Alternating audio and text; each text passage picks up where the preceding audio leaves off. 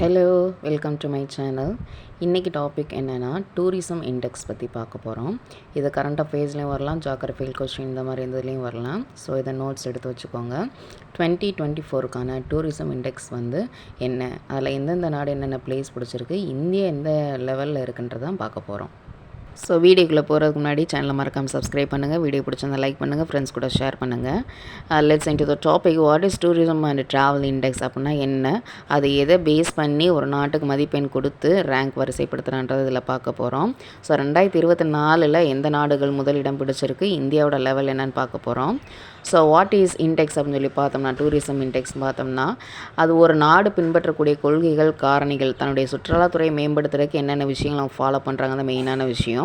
அதில் பார்த்தீங்கன்னா அதோட infrastructure, hygiene condition, price, competitiveness எல்லாமே பார்ப்பாங்க.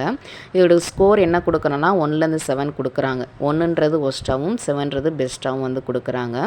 ஸோ இதில் 2024க்குரிய பயணம் மற்றும் சுற்றுலா மேம்பாட்டு குறியீடை WEF கொடுத்துருக்கு.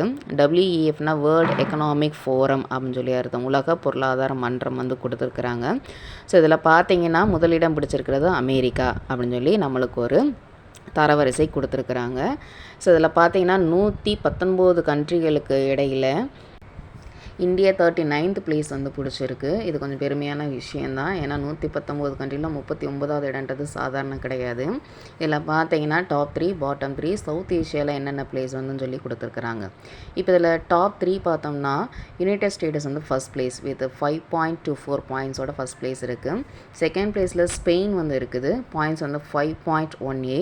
ஜப்பான் தேர்ட் பிளேஸில் இருக்குது, 5.09. இதில் பார்த்தீங்கன்னா ஹையஸ்ட்டு மார்க்கான 7 மார்க்ஸ் நெருக்கி எந்த நாடுமே எடுக்கலை. ஸோ இது கொஞ்சம் ஆவரேஜ் அப்படின்னு சொல்லிக்கலாம். அடுத்து பாட்டம் 3 பார்த்தீங்கன்னா கேமரூன் 2.99 பாயிண்ட்ஸோட 117th பிளேஸில் இருக்குது. சேரியா லியோன் 2.89ஓட 118th பிளேஸில் இருக்குது. லாஸ்ட் பிளேஸாக மாலி 2.78ஓட 119th பிளேஸில் இருக்குது. ஸோ 2024 எத்தனை கண்ட்ரிகளை ஒப்பிட்டாங்கன்னா 119 கண்ட்ரிகளை ஒப்பிட்டிருக்காங்கன்னு சொல்லி ஞாபகம் வச்சுக்கோங்க. அடுத்தது சவுத் ஏஷியாவை பார்த்தீங்கன்னா இந்தியா 39th பிளேஸில் இருக்குது, பாயிண்ட்ஸ் 4.25. அடுத்தது ஸ்ரீலங்கா 3.69 பாயிண்ட்ஸோட 76th பிளேஸில் இருக்குது. Pakistan 3.41 points 101 place. நேபாள் 3.34, பங்களாதேஷ் 3.19 பிளேஸில் 1 பாயிண்ட்ஸில் இருக்குது. ஸோ ஆக்சுவலாக லாஸ்ட் இயர் பார்த்தீங்கன்னா 2021 இந்தியாவோட பிளேஸ் 54th பிளேஸில் தான் அது இருந்தது. அப்போ ஃபஸ்ட் பிளேஸ் யார் இருந்திருக்காங்கன்னா ஜப்பான் இருந்திருக்காங்க, second place United states, third place Spain இருந்திருக்கிறாங்க. ஸோ 54th பிளேஸ்லேருந்து இப்போ 39th பிளேஸ் இருக்கிறது ஒரு வெல் இம்ப்ரூவ்மெண்ட் அப்படின்னு நம்ம சொல்லலாம். So India's global travel and tourism index rank இப்போ WEF கணக்குப்படி 39th பிளேஸில் இருக்குது. ஸோ இது நம்மளுக்குரிய பெருமையான விஷயம்தான்.